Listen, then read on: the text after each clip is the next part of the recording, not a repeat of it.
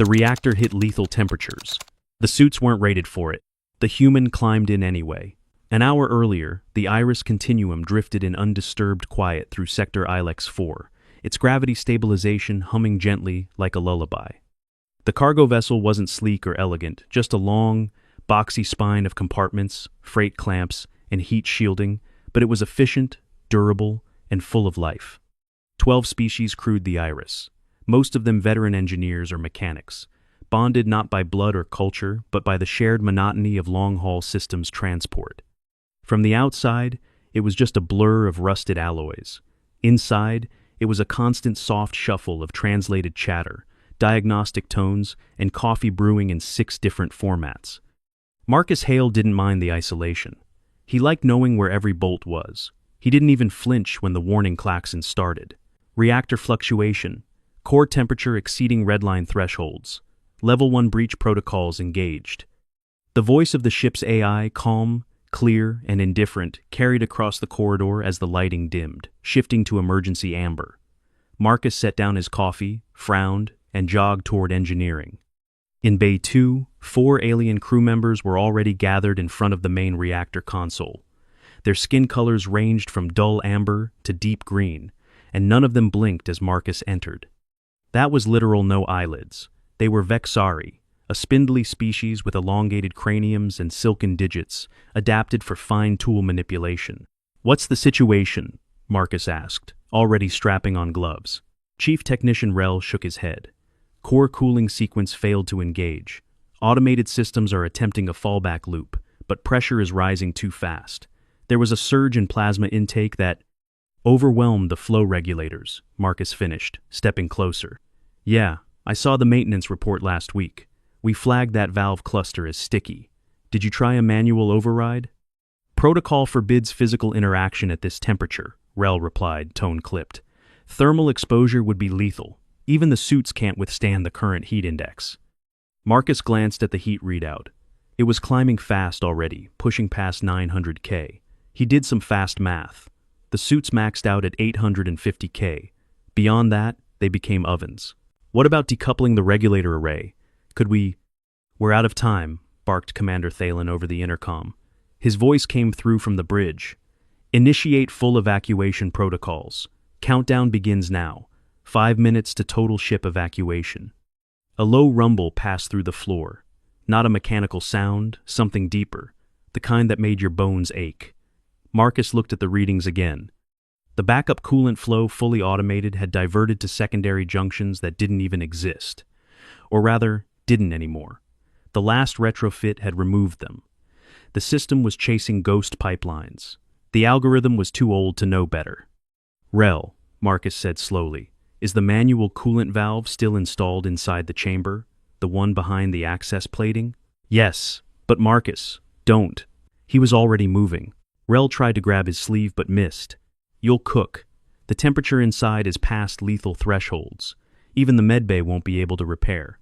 "I don't need to survive forever," Marcus replied, opening the toolkit cabinet.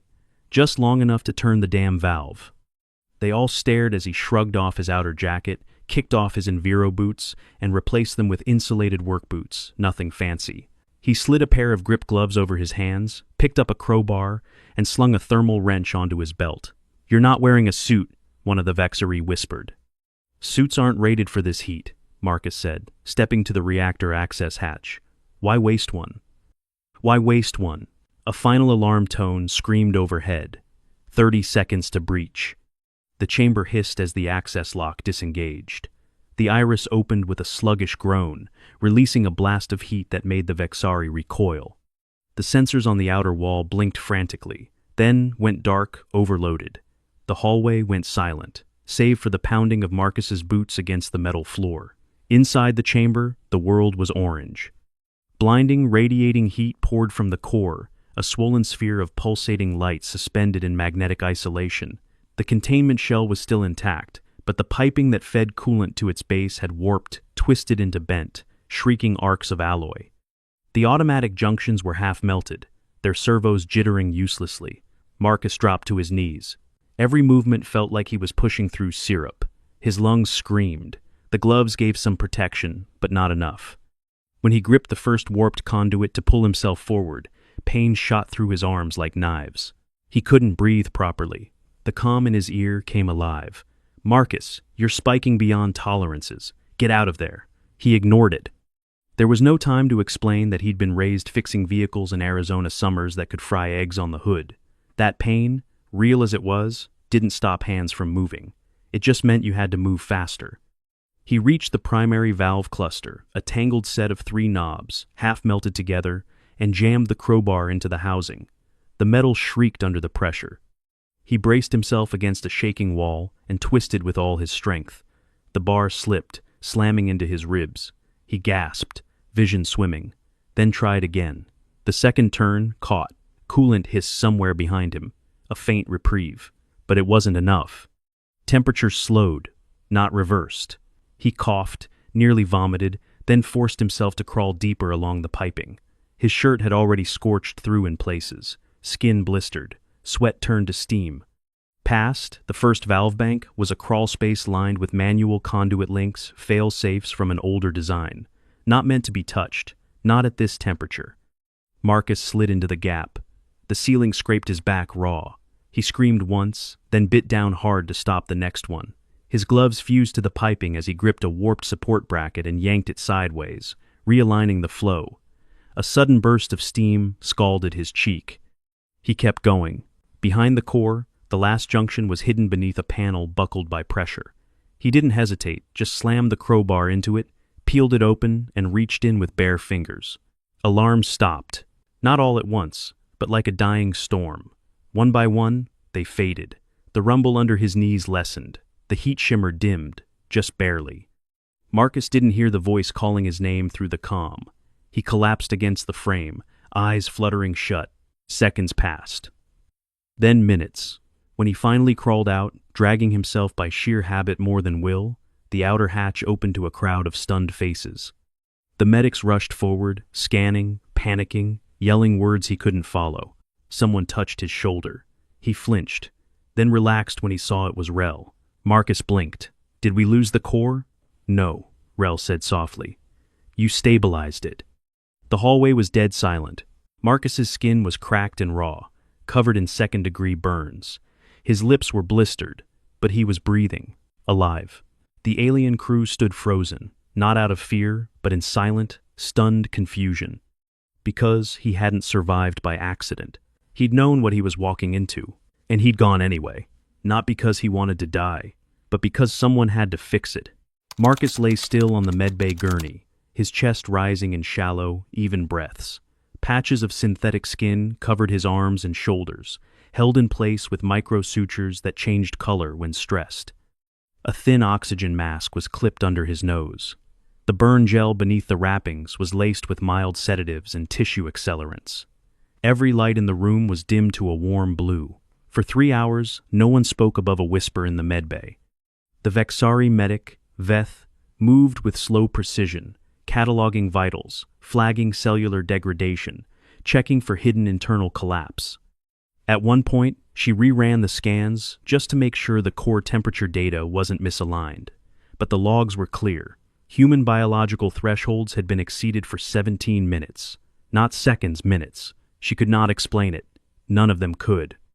The door opened behind her with a soft hydraulic hiss. "Status?" asked Commander Thalen. "He should be dead," Veth replied. Her tone was not angry or reverent, just factual. There's no metabolic model that accounts for this. The dermal damage alone should have shut down nerve response. Yet the scans show coordinated motor function until he lost consciousness. Thalen stared at Marcus. His usual posture, straight-backed, arms folded neatly behind, was absent. He looked unsettled. His own blue-tinted scales had dulled to a mottled gray, a stress response his species rarely showed in public. "I watched the footage," he said quietly. He didn't hesitate. No speech, no dramatics. Just walked in.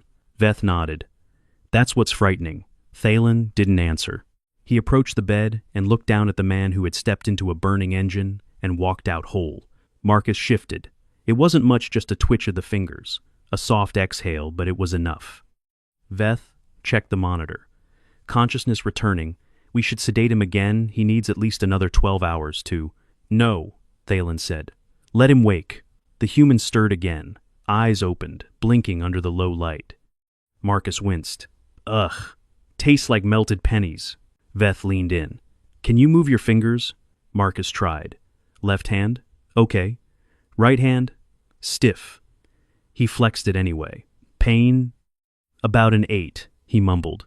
But manageable. Thalen stepped closer. Do you understand what just happened? Marcus took a moment, staring at the ceiling, the corners of his mouth twitching. I'm guessing I didn't die. No, Thalen said. You didn't. And you should have. Marcus glanced at him. That's supposed to be a thank you? It's supposed to be a warning. Veth looked sharply at the commander, but said nothing. Marcus slowly sat up. The wrappings across his chest pulled tight, and he hissed through his teeth. Yeah, I got the message. Don't play chicken with a fusion core. Believe me, I wasn't trying to be a hero. It just needed fixing. It was not your decision to make, Thalen said. His voice remained calm, but it had an edge to it.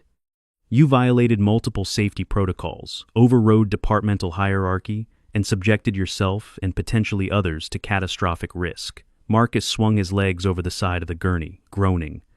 And yet here we are, reactors stable, ships intact. That is not the point. Then what is? For a moment, neither of them spoke. Thalen gestured toward the viewport. Outside, the glow of the reactor still pulsed faintly through the structural glass.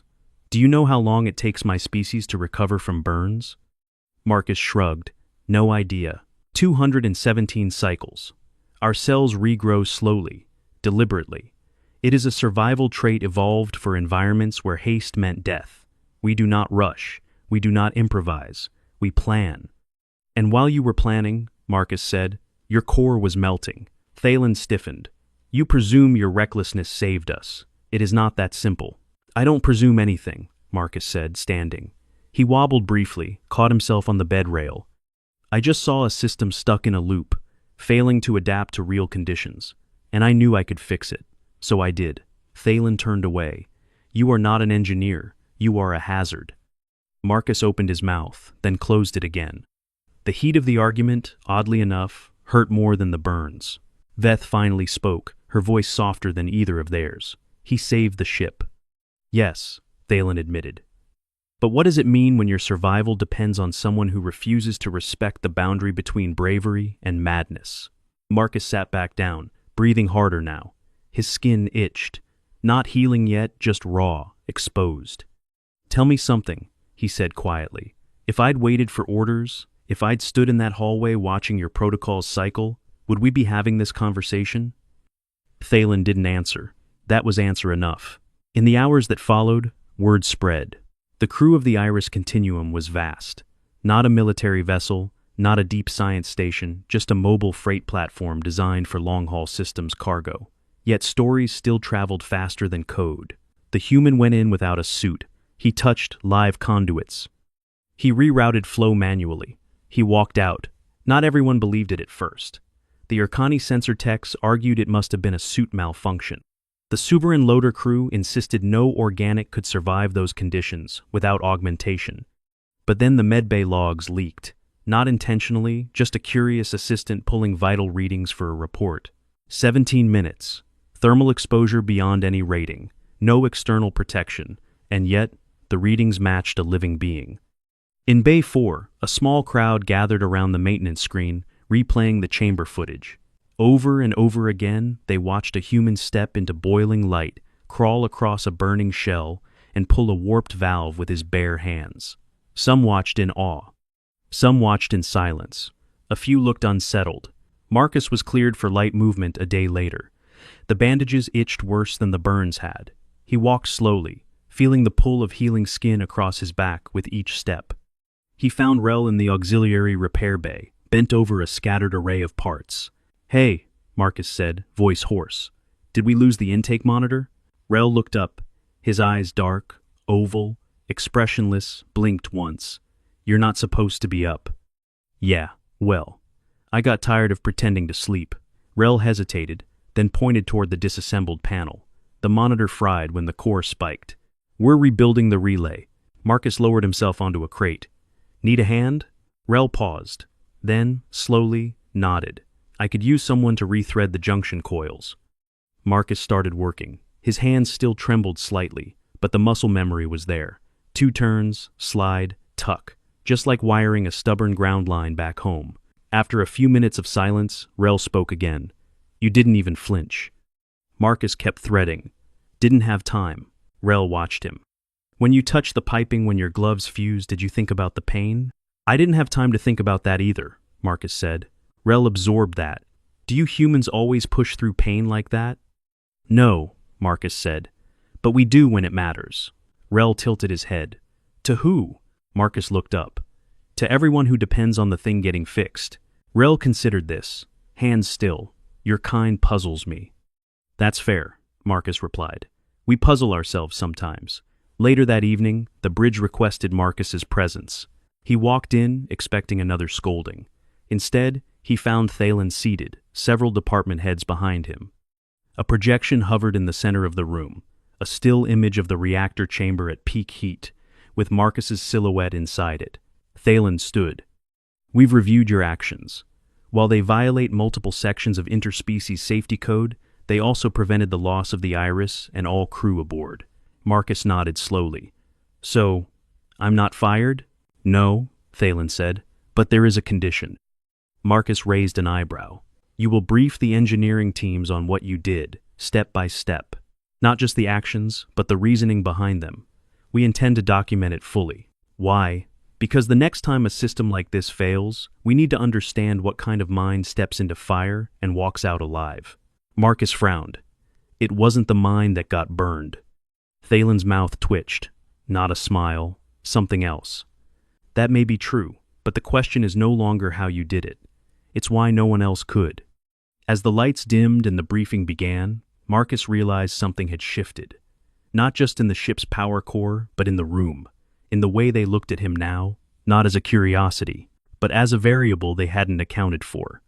A reminder that sometimes, the safest system in the galaxy still needed a pair of human hands willing to get burned. Marcus Hale had never spoken to a room of over 50 alien engineers before.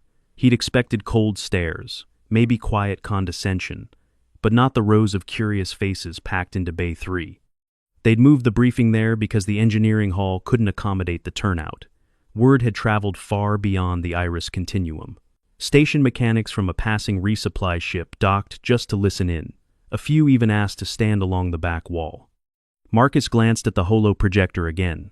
It displayed a rotating 3D render of the reactor core's interior, complete with overlaid temperature data, conduit flow simulations, and biometric telemetry from the chamber's brief descent into chaos. His own vitals flashed in a corner like a ghost's signature. Rising heart rate, skin temperature climbing, blood pressure peaking, respiratory function near collapse. Thalen nodded to him from the side. Just speak clearly, he said, and don't attempt to downplay anything. They need the full picture. Marcus took a breath. He stepped forward, cleared his throat, and faced the crowd. So, he began, the first thing you should understand is, I didn't want to go in there. That got their attention. Even the bored-looking Grolic technician in the second row raised an eyebrow ridge. I wasn't trying to prove anything, Marcus said. I wasn't trying to die, either. I saw the valves were stuck. Automation had misrouted the coolant because the software hadn't been updated since the last retrofit. That was, 16 months ago? There was a ripple of nods. The system didn't know those pipes no longer existed. So, it thought the pressure had somewhere to go. It didn't. That's why the temperature climbed so fast. The backups didn't fail. They were just aiming at nothing. He gestured toward the simulation. I tried shouting it up the chain, but the command protocols were locked into evacuation prep. No one could authorize a manual override fast enough. A technician near the front raised his claw. Why didn't you just force a remote override through the diagnostic shell? Marcus blinked. Because the diagnostic shell was fried. The initial surge corrupted the routing table, and I knew that because I was the one who patched it last cycle when the circuit kept dropping. The technician lowered his claw slowly. Okay, Marcus continued. So I opened the chamber myself. I didn't put on a suit, because frankly, there was no point. The internal temperature had already exceeded suit tolerances by the time I reached the access hatch. Putting one on would have just delayed me and melted faster. There were murmurs now, some nervous, some astonished. "I knew I'd get burned," Marcus said. "I didn't know if I'd make it. I just knew someone had to go in before the core hit destabilization temperature. There was a 15-minute window before it reached runaway escalation." He pointed to the timestamp on the projection. "I went in at minute 11. Silence settled again. Then Rel stood in the back, his voice quiet but strong. "You didn't go in with backup." "No," Marcus replied. "There wasn't time. And you didn't ask anyone else to come." "No." A pause. Then Rel looked around. "You didn't give us time to argue." "Older." That earned a few scattered smiles. Even a quiet huff from Thalen. The Grolek technician raised his claw again. "And when you touched the piping, you felt everything?" "Oh yeah," Marcus said, grimacing at the memory. The gloves gave out after the first grab. After that, it was raw contact. Every time I moved, I could feel the heat leaching through muscle. I'm not going to lie. It hurt like hell. Another silence. This one different. Not discomfort. Respect. After the briefing, the hallways filled with engineers discussing what they'd just heard. Not just what Marcus had done, but how many systemic blind spots it revealed. The evacuation protocol, they realized, had no contingency for a failed automation response. The assumption was always that either the AI could fix it or the crew should flee. No one had accounted for a middle ground, a point where human presence inside a malfunctioning core might still make a difference. Thalen called it a procedural vulnerability. The station engineers from the resupply vessel had a different term. They called it the human gap. 2 days later, the Iris docked at Karthus Relay Station for a systems audit. Officially, it was standard procedure after any near-catastrophic incident. Unofficially, every systems analyst in 3 sectors wanted a look at the human who climbed into a live reactor. Marcus was recovering well, but still moved stiffly. His burns were healing, though the skin along his arms and shoulders had taken on a pink, polished-tone new skin, fragile but strong. He sat through 14 interviews. One was with a sovereign investigator who tried to determine if he'd been genetically altered.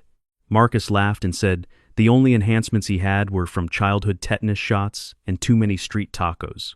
Another was with a cultural sociologist who asked how Marcus's species psychologically reconciled the idea of certain death with voluntary action. Marcus stared at him for a moment before replying, we just do it anyway." In Bay 9, a team of multi-species engineers worked on integrating manual control junctions into all critical system schematics. They started calling them Marcus ports. Every one of them had a physical override valve reachable without AI clearance, accessible by hand, not meant for standard use, meant for the unthinkable, for the rare case when someone needed to act before the system realized it needed help. On the outer casing of each panel, a phrase was etched in 3 languages. For the one who goes in. The only one who hadn't spoken to Marcus since the incident was Thalen. Not a word. Not a message. Nothing. So Marcus found him. Late one shift, he tracked the commander to Observation Deck 2, where the massive viewplate looked out onto the drifting debris field they were charting. Thalen stood with his hands behind his back, perfectly still, his reflection stretched thin against the curved glass. Marcus stood beside him. For a while, neither of them spoke. Then Thalen said, "You shouldn't have survived." Marcus nodded. "You said that already." "I know." Thalen's voice was quieter now. "But I've been thinking about what that means." "I didn't plan on dying," Marcus said. "Just doing what needed doing. That's what troubles me. It's stone 5 to dive." Marcus turned to him. "Why?" 2. Thalen stared ahead. "Because you weren't being reckless. You made a choice based on limited time, incomplete data, and probable death. And it worked. That's unsettling." Marcus waited. Thalen turned to him finally. "Do you understand how many of my people died because they followed Protocol 2 precisely? Because they believed the system would eventually course correct?" Marcus's brow furrowed. "I don't know. How many?" "Too many." They stood in silence again. Then Marcus asked, "So what now? Am I a walking threat, a glitch in your hierarchy?" Thalen's mouth lifted slightly. "No. You're a reminder." "Of what?" "That sometimes the only fix is to do the wrong thing very, very well." Later that night, Marcus returned to his quarters and found a small parcel waiting on his bunk. No note. Inside was a set of custom work gloves, heat-rated to 1500 Kelvin, reinforced at the knuckles, with flexible joints and a manual override chip woven into the cuff. They bore no markings, except for a small stitched phrase across the inside lining. In case it happens again. Marcus stared at them for a long time, fingers grazing the fabric. Then he set them beside his toolkit, and finally lay back to rest. 3 weeks after the reactor incident, the Iris Continuum was busier than it had been in months. Not with cargo, not with repairs, but with visitors. 2 full diplomatic envoys had docked for onboard inspections. Half a dozen research specialists rotated through engineering to study the incident site. A fringe medical group requested Marcus's genome sequence for comparative resilience studies. They were politely denied. The Iris, once a forgotten freighter along the quieter lanes of the Ilex sector, now held a different kind of gravity. Not because of its cargo or routes, but because of the man who had stepped into fire and walked out with skin intact and logic blurred. Marcus Hale didn't want attention. He didn't want statues or ceremonies. He just wanted to go back to checking fluid levels and recalibrating diagnostics. But no one let him. Not yet. He stood now, in the repaired chamber, the same reactor space that had nearly turned him into ash. It was fully cooled. The walls had been scrubbed clean of scorched carbon. Replacement panels gleamed with a shine that never lasted long on working ships. Rel stood beside him, holding a datapad. "It's odd," Rel said, seeing it like this. Marcus gave a short nod. "It looks smaller than I remember. That's a common trauma symptom, shrinking the scale in your mind." Marcus chuckled dryly. Could also just be that the fire made everything feel 10 times bigger. Rel's long fingers hovered over the datapad, hesitating. "You know they're naming this chamber." "Oh no," Marcus groaned. "Please tell me it's not something dramatic." Rel looked at him. "It's not. It's called Manual Access Bay 1. But the new procedural codex refers to this incident as a Type H response. H for human." Marcus winced.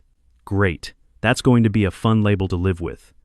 "They debated calling it an M-class response," Rel added, tone unreadable.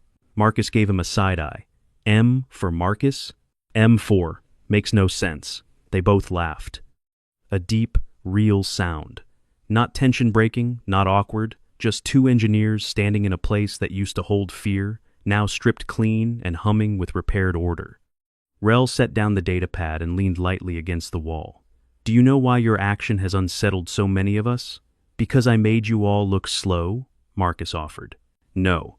Because you made us look inflexible." Marcus turned to him. "You acted without approval," Rel continued. "Without certainty. That terrifies us. Our cultures evolved under the weight of caution. Every risk was filtered through consensus, procedure, hierarchy. And then one of you shows up and decides that danger isn't a boundary, it's a to-do list." "That's not fair," Marcus said. "We don't seek danger. We just don't leave the problem behind when it follows us." Rel watched him for a moment, then nodded. "I believe you." That night, Marcus walked the long corridor beside the port-facing windows. The stars out there looked exactly the same as before, indifferent, cold, comforting.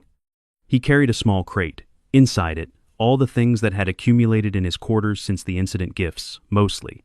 A ceramic model of the reactor, a set of heat-proof gloves with the Iris insignia, a necklace from the Xellan culture shaped like a closed loop, symbolizing survival. Marcus didn't wear necklaces. He reached the end of the corridor and tapped the crate against the waste processor's edge, then paused. He didn't dump it.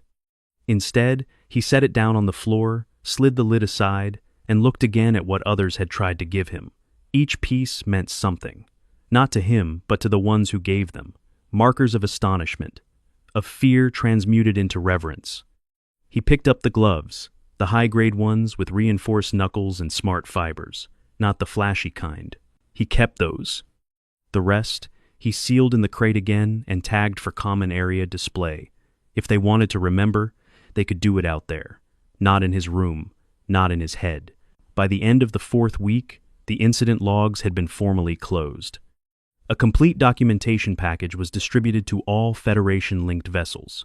A 30-page report on system failure, procedural lag, and emergency response. The final addendum was 1 sentence long. In the absence of viable automated options, a human technician manually re-established core function at direct personal risk.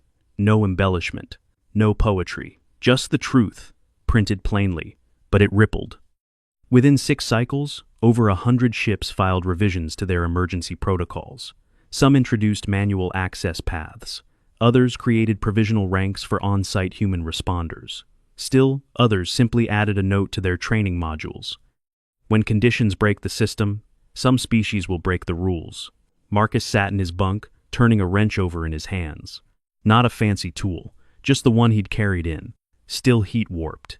Still scarred where it had slammed into the core wall. He hadn't cleaned it. He wasn't sure if he ever would. His door chimed. "Come in," he called. Veth entered, carrying a slim case.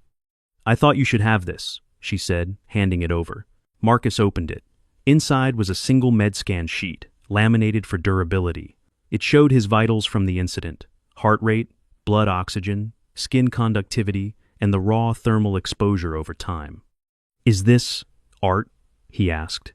"Call it proof," Veth said. "Some still don't believe you." "Let them not believe," Marcus muttered, then paused.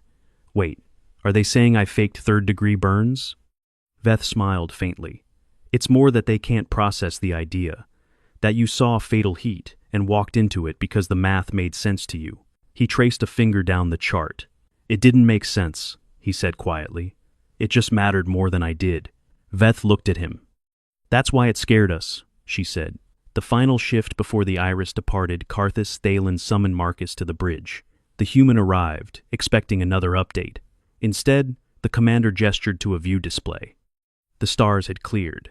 The path ahead showed a calm, open lane toward the galactic rim, skimming along a line of older stations that still used analog coolant systems. The Iris was taking on a side contract station recalibration, sensor alignment, emergency drills, the kind of work that needed someone who understood when to trust the system and when to tear it open with their hands. "You'll lead the engineering team on these runs," Thalen said. "You have operational discretion." Marcus blinked. "Wait, you're putting me in charge? Technically, you'll report to Rel for administrative chain of command, but the rest is yours. We need someone who doesn't freeze at anomalies." Marcus tried to process it. "Are you sure? I mean, protocol and all that." Thalen's voice was dry. "Consider this part of the updated protocol." They stood in silence. Then Marcus gave a slow nod. "I won't be reckless. I know. But I won't hesitate either. I'm counting on it." As the Iris detached from the station and began its slow arc toward open space, Marcus stood alone at the viewport, arms folded, watching the stars drift. He thought about the heat, the screaming sensors, the pain in his hands, the way the metal vibrated under his weight as he crawled across its burning surface. He thought about how no one had stopped him, and how, deep down, he hadn't expected anyone to. That was the real horror, wasn't it? Not that he survived, but that he'd never once thought it was the wrong call. He wasn't brave. He wasn't broken. He was just the kind of human who didn't wait for permission to fix the thing that might kill everyone else. Behind him, the ship hummed with stable energy. Systems read green. Crew logged in, all doors sealed, all readings normal. The crisis was over, but the questions remained. What made humans step into fire? What did they see that others didn't? And how many problems were waiting out there, unsolved, simply because no one else had the hands or the madness to grab them? Marcus turned from the stars. Time to find out.